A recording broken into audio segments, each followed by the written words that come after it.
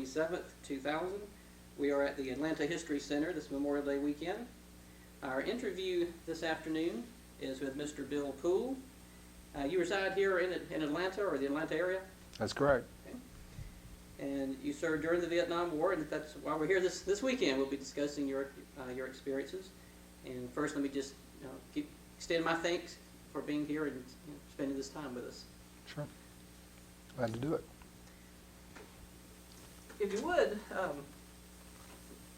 begin by telling us where you're from originally, and then we'll talk about your military experience, but yours is a little bit different. I believe you mentioned you were at West Point, right?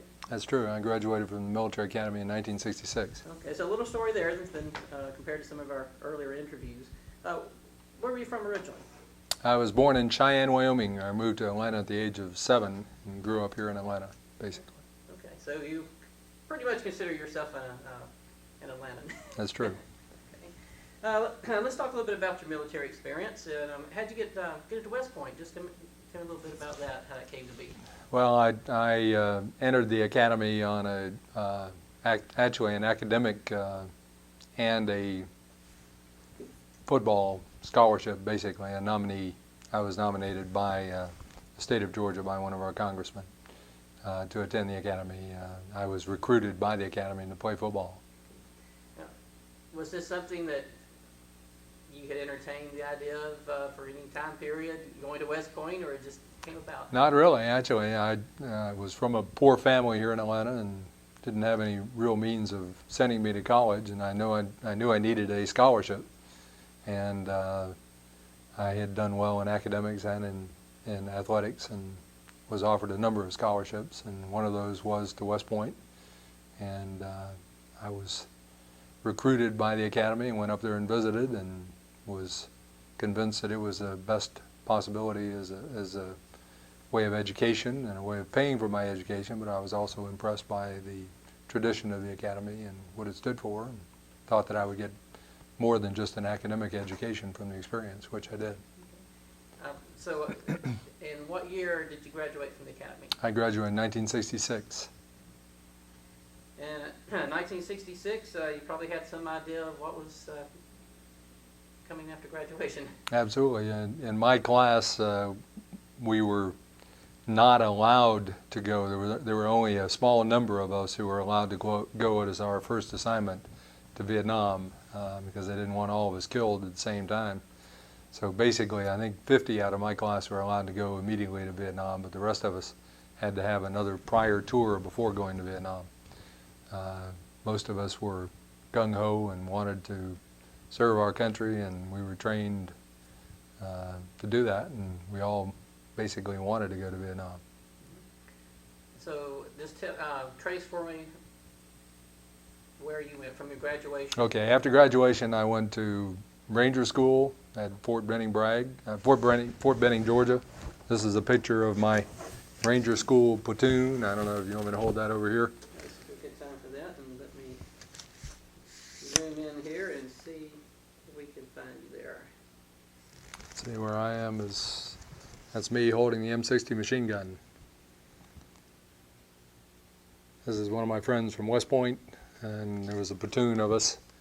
3 of these fellows in this platoon are now dead, killed in Nam.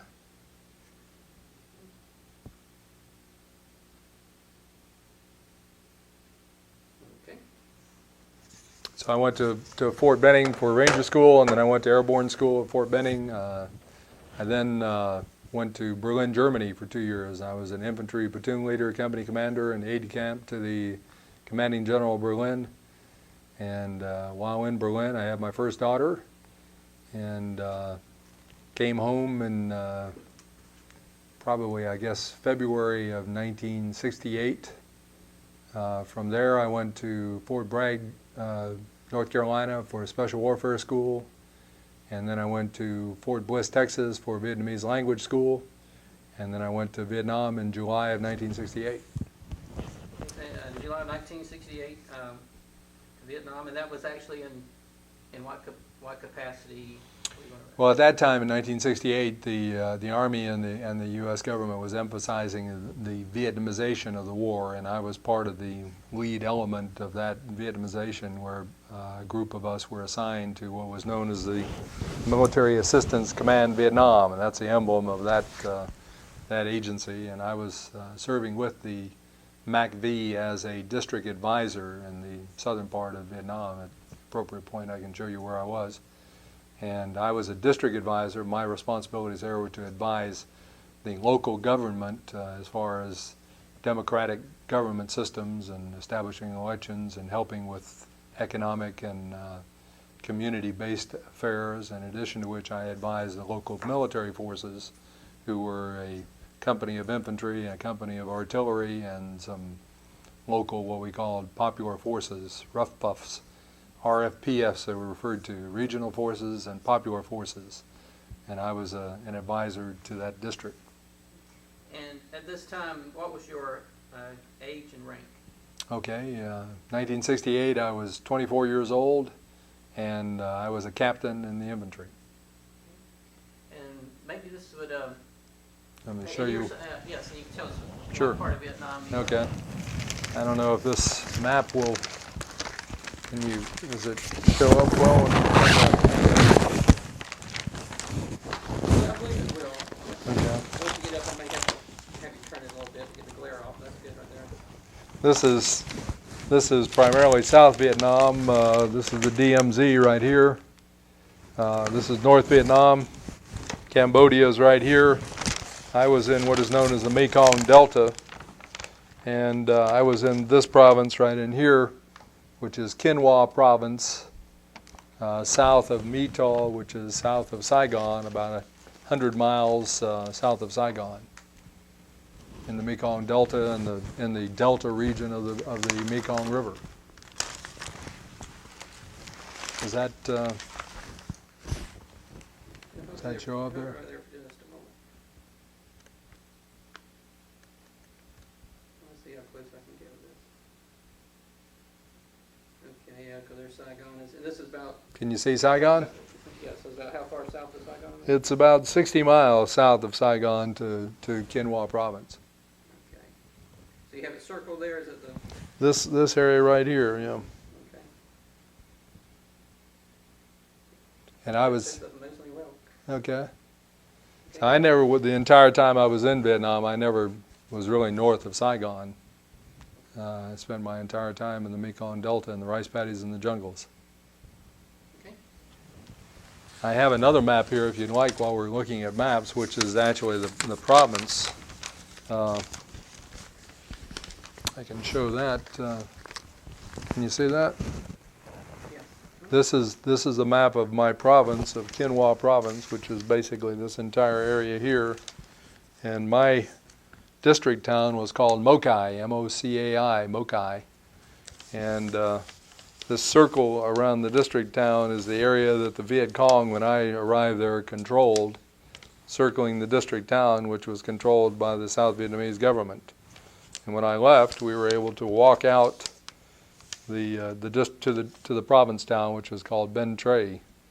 When I left Mokai, it was the first time anyone had walked from Mokai to Ben Tre, because up to that point it had not been secure. So we managed to secure it. And the town was written up in the Wall Street Journal in 1968 as the town that had to destroy itself in order to survive the Viet Cong.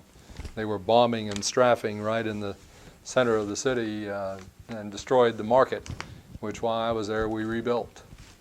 So that was one of the things that we did.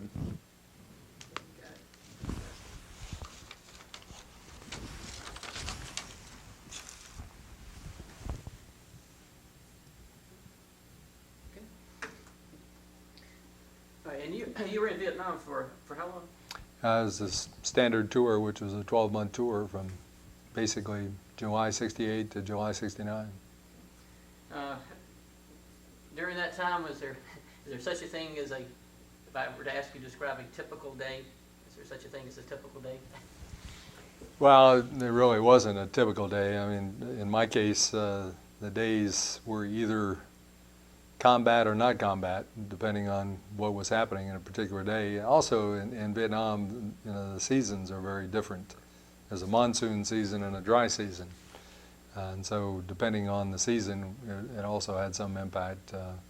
Typically, I would either be going on an operation somewhere around the district, which would either be just a local operation with local Vietnamese troops, or it might have been in conjunction with the 9th Division Riverine Fleet that patrolled the entire Mekong Delta area.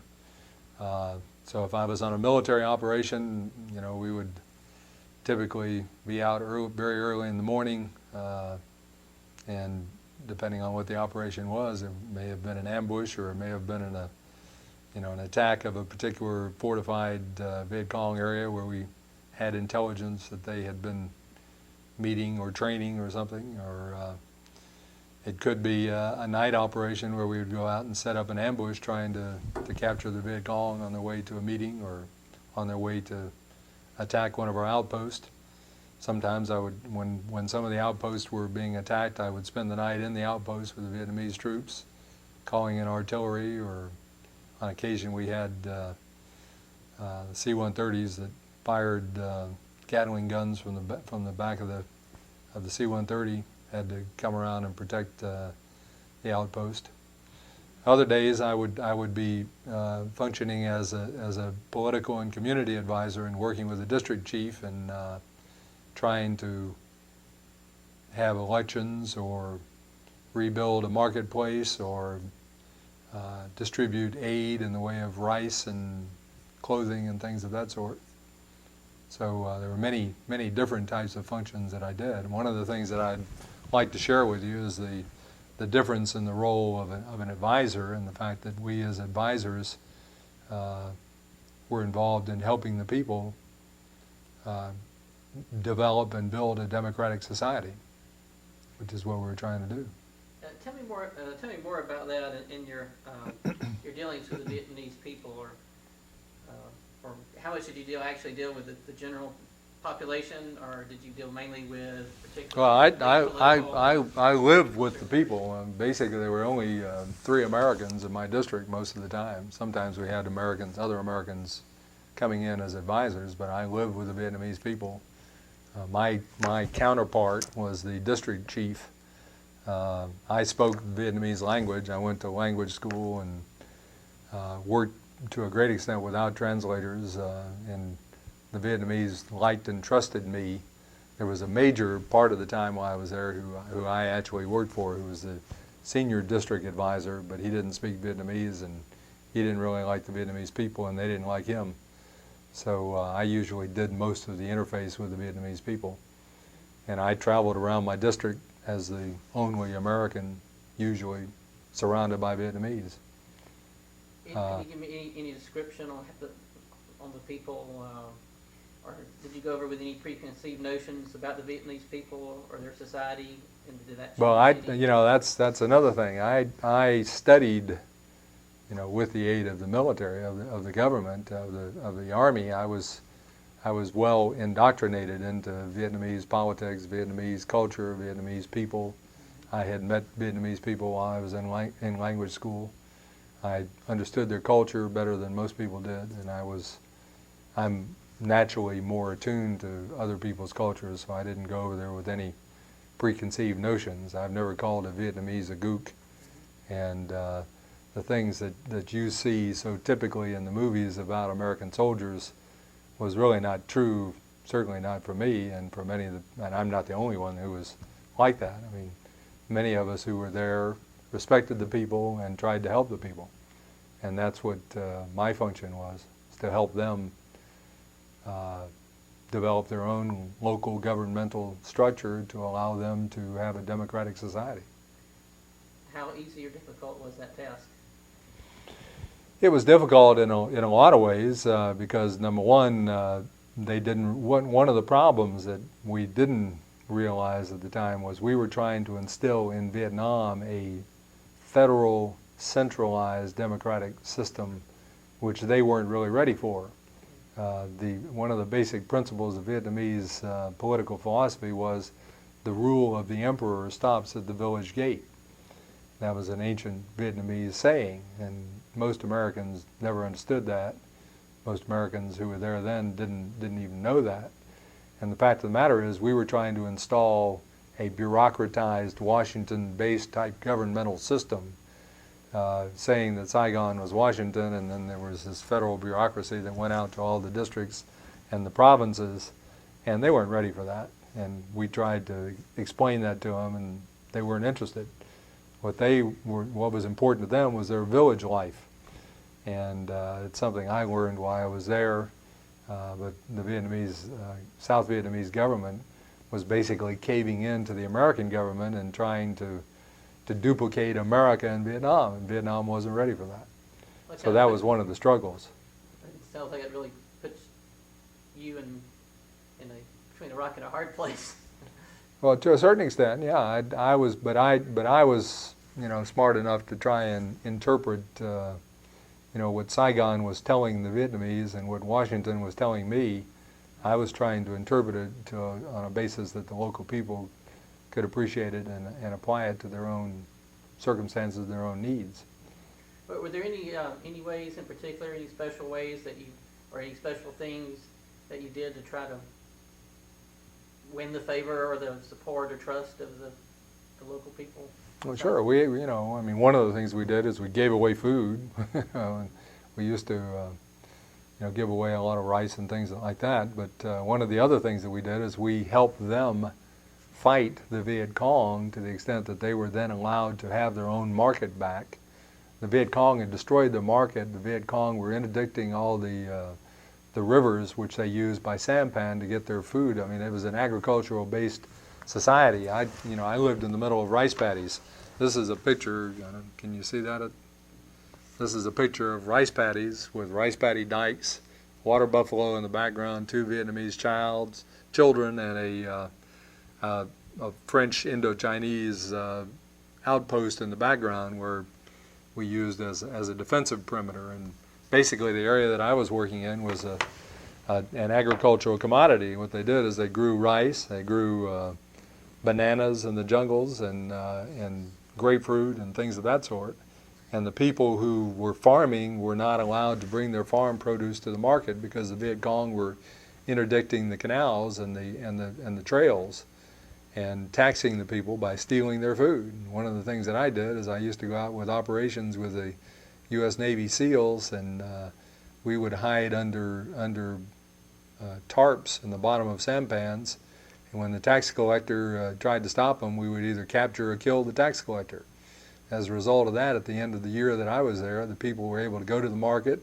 They were able to buy and sell their food. They would go to the central market in Bến Tre, which was a province town, and they were able to have a subsistence level economy, which they hadn't been able to have before. So we stopped the Viet Cong from destroying their economy. That was the biggest positive thing we did. We also had village elections. We focused on giving the local village autonomy and help them recreate villages that had been totally destroyed by the Viet Cong. What about from a military viewpoint and those South Vietnamese that you advised or were around? As far as any comments you want to make as far as level of expertise or commitment, or just any thoughts on how well they picked up on what the training? Well, there were varying, just as there are in the U.S. military, there were varying levels of commitment and varying levels of expertise and proficiency. There were some very good soldiers, there were some very bad soldiers. A lot of them had been fighting most of their lives. Most of them were young kids who knew nothing but war. We would go out. I remember one operation we went out on, and one of the things that I used to try and do was organize volleyball games when we had time and we weren't fighting. And one of my volleyball teams that I had organized, we went out on one operation one afternoon, and the next day we came back and tried to organize a game, and half of my team had been killed. So these people saw people getting killed on a daily basis, and it doesn't make you linger or look forward to the opportunity of going out to combat when you know that when you come back that afternoon, many of your friends may not be with you. So there was, I saw courage and I saw cowardice, which are things that we all have in us. They were good soldiers and they were bad soldiers, but generally speaking, they were trying hard to save their country from the Vietcong, and they were appreciating the amount of service and support that the Americans were giving them as a basis of being able to save their country. You made the point of the volleyball team coming out, and half the volleyball team wasn't there; they'd been killed. And to see things like this and death and war over a period of time, I mean, I'm sure it's something that you can't forget. I mean, is it something you can place aside, put behind you in some way, or? Well, it's with you all the time, and having been through that experience, it's hard to appreciate the importance of daily existence sometimes. When you wake up in the morning and you're not sure at the end of the day whether you're going to be alive or dead, it lends a level of significance and importance to that day that the average day that we participate in our normal lives is not that important usually. So that's one of the things that most veterans of war probably struggle with, is the ability to realize the importance of daily life in a normal civilized society. What about coping with it? I mean, at the time you mentioned volleyball and some other activities. Was there anything else or anything in particular that you found that helped you through that time or helped you cope with?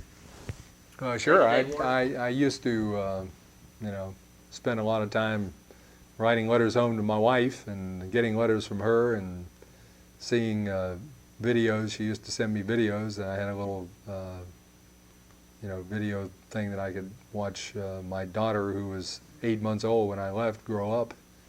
And basically coping was trying to survive a year so I can get home to my family. I mean, that's what most of us, we tried to do our job while we were there, and we were just hoping to survive long enough to get home to our families. Do you think there's any, there's probably been a study on this, I don't know, any difference between those who had a wife or families back home and those who didn't? Think that had any effect on anything? Sure. I think I told you a little earlier about my roommate, John Thomas Hoskins Jr. He was a, very nice fellow, but he did not have a wife or child waiting for him at home, and he served a year and decided to go back and re-up for another tour. And one of the things he wrote me in one of the letters that he wrote was that hopefully by doing that he could keep some guy with a wife and kid from having to come over there. And he was killed the second month of his second tour. So some of the guys without wives and families may have been a little more reckless about not having as much to live for. I mean, there's no doubt about that. I mean, when I went into combat, I mean, my mission was to get my job done, but to survive. No doubt about it. I have a question about something you alluded to earlier. What was worse, being in your base camp at night or out on a military operation during the day? Well, my base camp was pretty much surrounded by the Vietcong, and so it was not a very secure place anyhow, and they used to be shooting across the river at us on a daily basis, and we used to get mortared at night. I can remember one night that the major was out of the district town that night in a meeting in the province headquarters, and he had the best bunk in the hooch where we stayed in. Where we stayed in was a concrete block hooch with sandbag roof and screens around for windows for ventilation. And he had a corner bunk where he got screens from two sides, so he had some ventilation. The rest of the beds were all hot, and it was not very pleasant sleeping at night. And so I usually, when he was out of town, I would use his bunk, but that night I didn't use his bunk for some reason. I stayed in my own bunk. And that night we got mortared, and the round hit his bunk. And had I stayed in that bed, I would have been dead, or had he been there, he would have been dead. Fortunately, I was a few bunks away and I missed it. So staying at night, I mean, you know, when I went to bed at night, I didn't know, you know, I had my gun next to my bed, and you know, I was ready to get up and run into. We had another bunker just right next to where our bunks were, and so I didn't know whether we were going to get mortared every night. When I came home, I remember my wife. I scared her to death one night in the middle of the night, just after getting back from Vietnam. I woke up in the middle of the night and I yelled out, "Incoming," and I jumped under the bed, thinking that we had mortar rounds coming in. So sleeping at night was not much pleasure either. So in a lot of ways, I felt more comfortable out in the jungle at night because I could fight and protect myself easier than it was possible to protect yourself from mortar rounds incoming. When you were out on a military operation, what was your standard gear that you had with you? Oh, pretty much what I have on right now. This is the uniform that I wore. It was, you know, jungle fatigues. They issued us flak vests, but they were too hot. We never wore them. And they also issued us steel pods, but we never wore them. Steel pods is a you know, a metal helmet.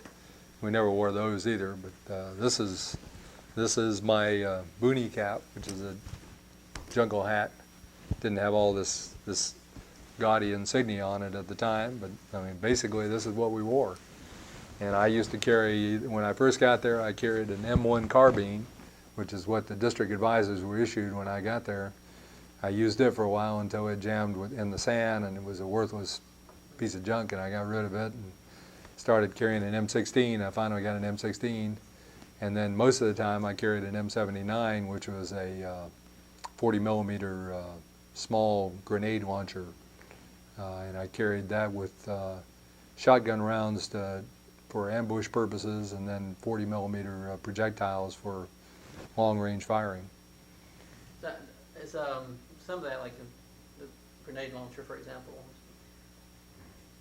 was that an item that would have, like one of those per, I don't know, maybe I shouldn't say platoon, but each group that went out had one grenade launcher? Well, typically, let's see, in this picture, this is a grenade launcher, an M79 grenade launcher right here. Typically, with the Vietnamese, they were not very well outfitted, and they didn't have as much in the way of weaponry as the American forces had, and it was hard for us to get quite as good supplies as the regular American units had. But typically, there, you know, in a regular American platoon, there are a couple of grenade launchers in every squad. We also had M60 machine guns, but we didn't have any of those in my district. We had M16s and M79 grenade launchers, and that was pretty much it. The Vietnamese, we also had, just outside of my hooch was an 81 millimeter mortar firing pit, which we used for protective fire. That's immediately close in fire. And then we had 105 millimeter howitzers just a few hundred meters away from my hooch, which were fired for longer range artillery support. Earlier you mentioned there were two seasons, monsoon and then the dry season. Yeah. Both sound pretty miserable. Well, they can, you know, they can be miserable, absolutely. In the rain, in the monsoons, I mean, it rains a lot harder than I've ever seen it rain in Georgia. And that was a hard time to be out fighting because you couldn't hear much, and you wouldn't know, you couldn't tell if somebody was about to ambush you, and you couldn't see very well, and you didn't know where the rounds are coming from. You didn't know, you know, it was very confusing in the middle of a monsoon to be in a firefight. In the dry season, it was just very dry, and there was very little water, and the only water we had was water that we saved that rolled off of the roofs into cisterns during the wet season. And so we had cisterns, and you know, the people did not have any immediate means of water supply. And it was very hot. It was hot all the time, actually, but it was hotter during the dry season. Do you think, since you were from the south and southeast, yeah, I certainly did, absolutely. Yeah, I could stand the heat better than a lot of the northerners could, and the humidity. I mean, I was in the middle of a delta region. It was like being in Louisiana. So it was easier for me, I think, than it was for a lot of them. Yeah. I was more used to the heat. You mentioned the word confusing, which reminds me, in some other interviews, that word has come up when they've been describing the enemy, and that it was confusing because sometimes you didn't know who the enemy was. Absolutely. Yeah, well, I showed you earlier this is a copy of a cartoon that was in a periodical just before I went to Vietnam. I'll just read it to you and then I'll show it to you. It says, "It's easy." It's a picture of two soldiers outside of a village in the middle of a jungle looking at some Vietnamese people, and it says, "It's easy. First we have to determine if he's a soldier or a guerrilla or a civilian. Then we have to determine if he's on their side or our side. Then, just to play it safe, if he's on our side, we have to determine how he feels about Americans." So that was something that was in one of the newspapers when I was over there that sort of characterized part of the problem that we had. We didn't know who our friends or enemies were.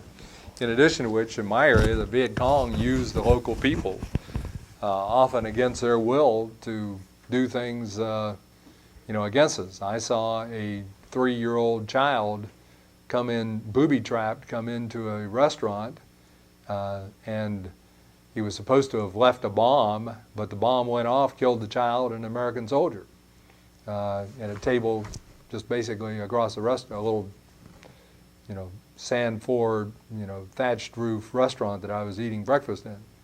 The little 3-year-old child was blown up and the American soldier was blown up. The Viet Cong had booby-trapped the kid. So you couldn't trust anybody. That was the advice my best friend gave me. He said, when you go to Vietnam, don't trust anybody. And that was a problem.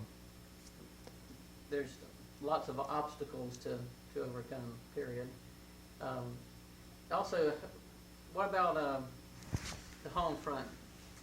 Back in the U.S., there was a lot of, as the war went on, a lot of anti-war protests, the anti-war movement. How much of that was getting to the soldiers in Vietnam or to you, and what was your reaction to any of it? Well, we certainly saw it. I mean, I still, like most Vietnamese Vietnam veterans, have very strong negative feelings for as we refer to her, Hanoi Jane Fonda. She was very definitely used as propaganda against us. She was up there in North Vietnam, and as far as I'm concerned, she should be in jail right now. Fraternizing with the enemy, trying to cause the American soldiers problems, and we saw evidences of that. I had leaflets dropped on me saying that Jane Fonda says you should surrender or you should give up and go home. We didn't appreciate that. The fact of the matter is that those of us who were there believed in what we were doing, and we were doing our job for our country. And we didn't appreciate what the folks at home were saying about us, and we didn't appreciate the fact that they didn't appreciate what we were doing for them. The fact of the matter is, I'm one of those people who believe that had we not gone to Vietnam, we'd still be fighting communism somewhere in the world. As a result of our being able to stand in Vietnam and stop communism, even though we lost the war, we didn't lose the big war, which was against communism, and communism failed. And being in Vietnam helped us stop communism, in my opinion. And I still believe that, and I don't care what the pacifists say. Like many Vietnam vets, you feel like you did the right thing at the time, and Absolutely. you feel that way today. I do. And maybe it's my own perception, but it seems like, and I guess time makes a difference, but it feels like a lot more people feel that way in present society, that the Vietnam veteran that went over, made sacrifices, did their duty, and it just doesn't seem to be as much of the negative as there has been in the past. Well, I think I have to say, in defense of the activists, I think there were two things happening there. One of which was there was a group of sincere people who had sincere beliefs that that were opposed to war in general and thought that we were mingling in someone else's affairs that we shouldn't be involved in. So I have to, I'm not saying that there were bad people. I mean, they believed what they were standing up for in most cases. I think some of them were cowards. Some of them didn't want to lose their family, didn't want to lose their lives, didn't want to fight in a war, and they used the rationale of being a pacifist to avoid combat. In my opinion. But there were very sincere people who had very sincere concerns about whether or not we should have been there. There can always be a disagreement, but as far as I'm concerned, once the government decided that it was in our national security interest to protect the Vietnamese and to attempt to secure democracy for their country, that was my job, and that's what I was there to do. What kind of reaction did you receive when you returned to the States? Well, when I came back from Vietnam, they told us, that it was probably better for us not to wear our uniforms when we got to the United States. When we were getting off the aircraft, most of us wore our uniforms anyhow, and just dared anybody to say anything.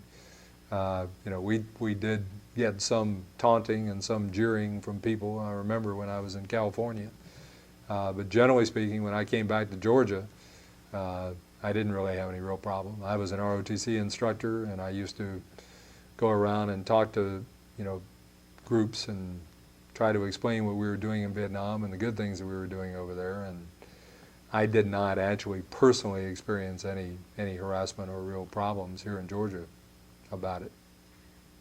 And if I'm not mistaken, too, I believe the largest percentage of soldiers in Vietnam were from the South. If you look at geographical regions of the country, I think the I've South heard had a that. slightly Yeah. higher percentage than the other regions. So you stayed in the military for how long once you left? When I got back, I had a wife and a 20-month-old daughter, and very quickly produced a second daughter. And so after about a year and a few months, I got out of the service and went to law school. And that was where at? I went to the University of Georgia Law School. While I was there, I had the privilege of studying under Dean Rusk, who was the ex-Secretary of State and one of the people whose opinions I respected about why we were in Vietnam, and had many long conversations with him. As a matter of fact, while I was in law school, I had the privilege of interviewing him on Georgia Public Television and talking about Vietnam, along with one of my friends from law school who later became my brother-in-law. That's interesting. Wow. And then you ended up in Atlanta. Right. Since law school, I graduated in law school in 1973. I returned from Vietnam in '69, got out of the Army in '70, graduated from law school in '73, and I've been practicing law here in Atlanta since 1973. Do you feel like your experience in Vietnam changed you in any way at all, positive or negative? Well, positively, it helped me understand another culture very different from my own. It helped me appreciate the importance of a free society, which I, have a better insight in than most people do, having lived with what was basically an oppressed people and what currently is still an oppressed people, in my opinion. So I appreciate more what we have in America and the freedoms that we have than most people do, I think. I've also had, a little bit better opportunity to study and be educated about that. And my field of practice is international business. So I travel all over the world, and I know what a wonderful country we have and the opportunities that are available to us as a result of being Americans. So I think I appreciate that much better.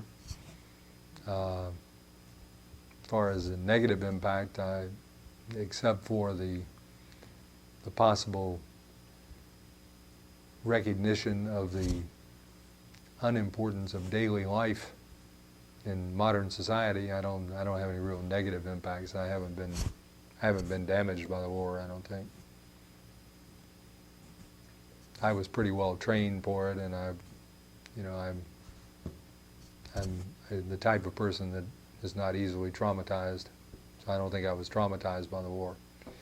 I think, you know, the modern image of the traumatized Vietnam veteran is, you know, to a great extent overstated. I think most of the people that I know who are Vietnam veterans have not been that traumatized, and we're good people, and, you know, it hasn't changed us from the basic people that we are. If anything, it may have improved the type of people we are instead of hurt us. In other words, we just can't believe all the movies we see. That's a short way of saying what I'm saying. Yeah, I think you know, a lot of what you see in the movies and popular press. Well, you know, I haven't seen much of that now, but you know, some of the things that we have seen in the past. I mean, these people who were traumatized, I think, were, you know, weak in the first place, and they had their own problems before they got there, and those problems are just, you know, they're used in Vietnam as an excuse. Do you have some more items there that we? Well, I you know, I have a photo album of, you know, one of the good things that I did while I was there. This is a photo of a group of orphans that I helped in a little orphanage. Can you see that there, Alan? Let me zoom in on that a little bit. Yeah. So how did just continue? Hold it for a moment. How did that work out? I mean, how did you get involved with it?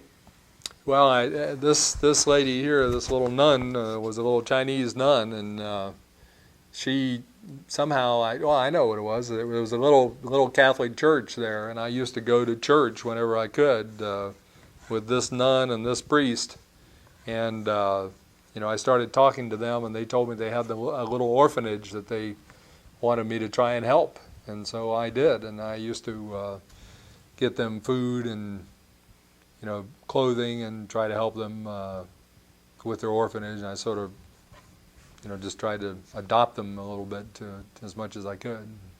So that was one of the things that I enjoyed doing, is working with the Vietnamese people and helping them out in ways like that.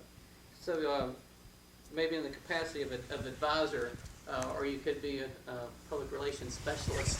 Well, to a certain extent, I was doing that. Yeah, I mean, one of the things that I was doing is being a PR person for not only the American government but also the South Vietnamese government. I was trying to interface with the people and help them, you know, in various programs, from food and clothing to helping them, you know, with basic security issues so that they could go to the market, reopen the market, rebuilt the market. We got concrete and cement and rebuilt the market for them, or not for them, with them. I helped them.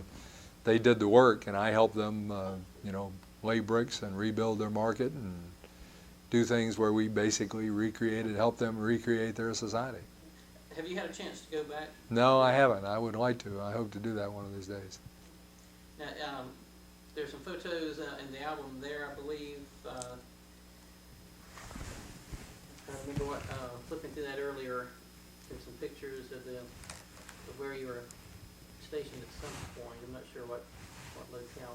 Well, this is, you know, these are just pictures of some of the Vietnamese people that I worked with. Is that showing up at all? These are just some local people. This is in front of the marketplace that we reopened. This is a local police fellow. This is a picture of me in my uniform. This is in the province town. This was an old French mansion. These are people that worked in the district office as clerks. This is the district chief's house in the background. Here's a picture of me in my orphanage and various villages that I was in. And there's one too that kind of like shows bunker. Well, I think bunkers, but well, here's a picture of me in front of this is where we lived, in the concrete block house with the sandbags all around it, getting ready to go out on an operation with an M79 in my hand. Can you see that? Let's see, I think there was a picture of an outpost in here that we, yeah, here's a picture of one of these outposts. These were old forts that the French built in Vietnam during the time of before Dien Bien Phu, and we used those forts, we fortified them and used those as outposts to protect from the Viet Cong attacking various villages and everything, I used to spend the night in those forts. As a matter of fact, I spent a few nights there with a fellow by the name of John Paul Vann, who the book The Bright Shining Lie was written about. He was one of the few people from the U.S. government who understood the importance of local village politics and the importance of democracy coming up from the bottom instead of being imposed from the top. So I spent a number of nights in these outposts eating rats and cats and dogs and rice with the Vietnamese people. So that gives you an idea of some of the things that I was doing while I was there. Anything about your experiences in Vietnam or life in Vietnam that you just want to share with us now? Let's kind of open it up for a total discussion. Anything you'd like to mention, any particular incidences that you'd like to relate? Well, I just think it's important for people in the future to realize that there were people in Vietnam who were not just regular combat units. We had a lot of just regular combat units who spent every day in combat. But there were also a lot of people like me who were advisors. The name in Vietnamese is Co Van Mi, which means American advisor. And we were advising the people and trying to help the people to become self-sufficient.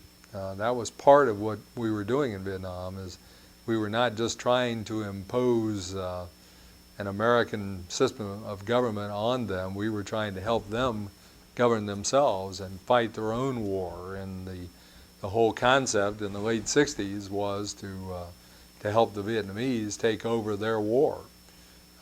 Unfortunately, it never really happened for many different reasons. But the fact is that I would like for people to understand that there are people that we did contribute a lot of good to the Vietnamese people. We helped them out in a lot of ways. One of the things I didn't emphasize is we had a medical team with us very often who came in, and we worked with the local children to protect them and immunize them and give them antibiotics when they were sick and everything. That's one of the many things we did. We also medevaced very sick civilians and soldiers. So we did a lot of good while we were there. And the advisor activity of the United States government, I think, was a very good one. And I was proud and privileged to be part of it. Any comments about the group that you're a member of? The Atlanta Vietnam Veteran group. Just tell me a little bit about that, your involvement. Well, the Atlanta Vietnam Veterans Business Association was founded about 14 years ago, I think.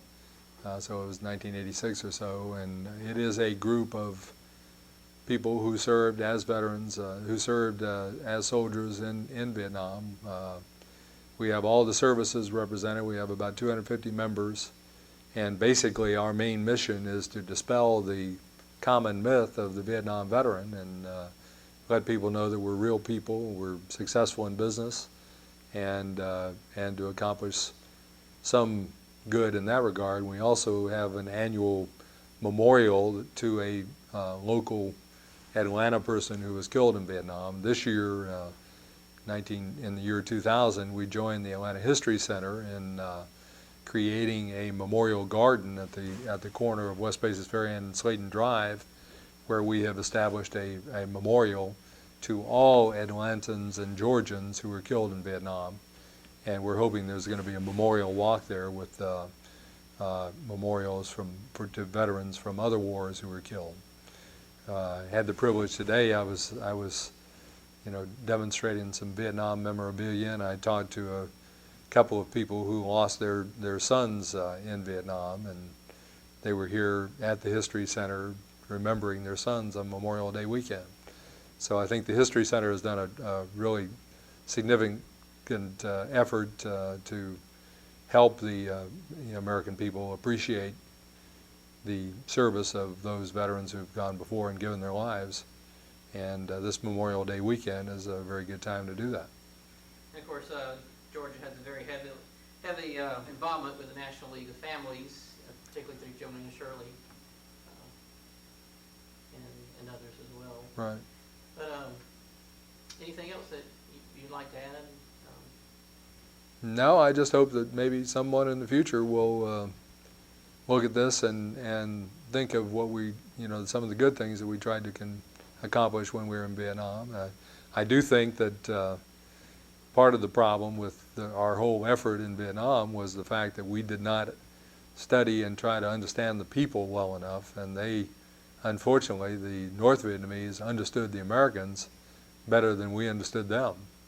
And they were able to use our American populace against us, whereas we were not able to use their populace against them, the North Vietnamese. So it's unfortunate that the result of the war, the immediate result of the war, was not to save the country of Vietnam, but I think the long-term result was to save the world from communism. Well, we certainly do appreciate your time. Okay, and you mentioned that too. There's one thing you wanted to add about your family back home. Well, one of the impacts of the war that is not often appreciated, that the war had an impact not only on those of us who were there, but those of us who were at home waiting for those of us who were there. I know my family, my mother and father, and my wife in particular, would worry about me constantly while I was over there, just as any family did. And my wife was afraid to watch the news on a nightly basis because she didn't know if they would show a picture of her husband being killed in Vietnam. It had a very significant impact on those of us who lived through that time period. There were those people who were demonstrating against the war, and it certainly had an impact on their lives. There were those of us who were there fighting the war, and there were those people who were waiting for us to return home who were fighting the war. And many of the people who were waiting for people to return home never saw those people return home. There were 159,000 names on the moving wall, which is right over here at the History Center this weekend, of people who did not survive. One of those was my roommate from college, John Thomas Hoskins Jr., and he was my best man and my best friend, and he didn't return. So the war had a significant impact on all of our society. My oldest daughter was 8 months old when I left, and when I came home she was 20 months old, and I'm sure that time that I spent away from her at those important years in her life probably had a significant impact on her. So I think the other thing, the point that I wanted to make is that the Vietnam War, because of the involvement and the participation of so much of our society, had an impact on my generation and on the next generation after me, my children, which cannot be overestimated. I think it's very important. I'm glad you added that also, because it is a part of the story that tends not to get noticed. And right. It was, like you said, a very, very important part of the Sure. story. So to a certain extent, we're all Vietnam veterans. Any of us who survived that period of time in our history are veterans of a difficult time, and the people who were home, were traumatized by it almost as much as those of us who were there. So it certainly had an impact on our society. And the fact that it caused so many people to question the rightness of what our government was doing is probably the basis for the basic cynicism that we have nowadays for government. No one any longer immediately assumes that what government says is right. Well, We have a tendency to question more because we doubt the credibility of our government now, because our government lost credibility as a result of the way it handled the Vietnam War. Vietnam, followed by Watergate, and Right. other things as well, but particularly those two. Well, Vietnam followed by Watergate, followed by Clinton, in my opinion, it's caused us all to have severe concerns about our government. Yeah. Thank you very much for sharing your time with us. Appreciate it. Thank you, Alan. Appreciate it.